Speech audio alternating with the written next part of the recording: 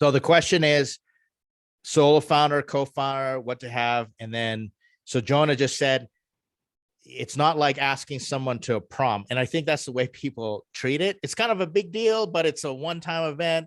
You want to be a co-founder and go to the prom with me, but it's more in Jonah compared to more, it's more like marriage. It's not actually just like marriage. So there's a difference between a partner and a co-founder.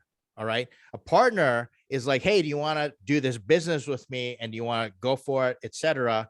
And it's great. But a co-founder in a startup, if you're actually taking investment money, is not just getting married. It's getting married, having 10 kids, and having all 10 of those kids become elite superstars, go to the Olympics, win Nobel Prizes, and us manage our finances to the point, and then, get to the point where we've, just completely blow up and we live in this mansion together and we're the superstar and get on magazine covers, etc. And that may sound like it's facetious in many ways, but it's that level of success that an investor from a startup, and there are investors out there, they're like, okay, maybe impact investors who say, I don't need that. But if you have an investor, if you're going to one of these funds, think about it. They've probably got, like a small fund has got $20 to $50 million, and they're going to write $500,000 checks across 40 ventures.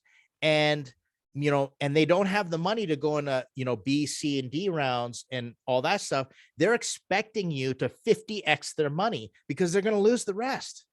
Right. And so getting a co-founder, a lot of people treat it like, okay, we're going to go to the prom, or like a business partner. I'm getting this business partner because I've got gaps in my skill set that I need. Well, you can hire out. Most people, when they're looking for co-founders, they say they're looking for co-founders.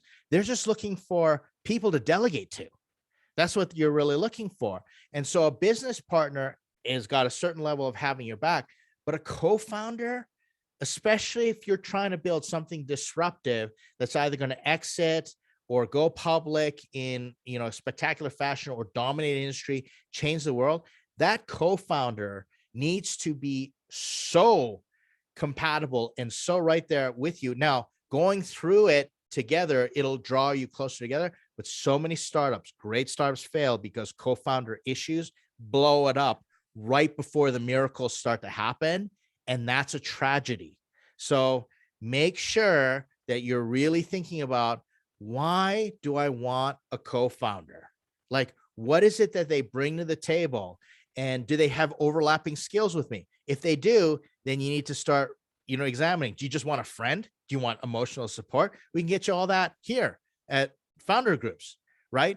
Or does this co-founder bring something to the table where you now have very little overlap and the magic happens because you're so different from each other and you bring, different skills?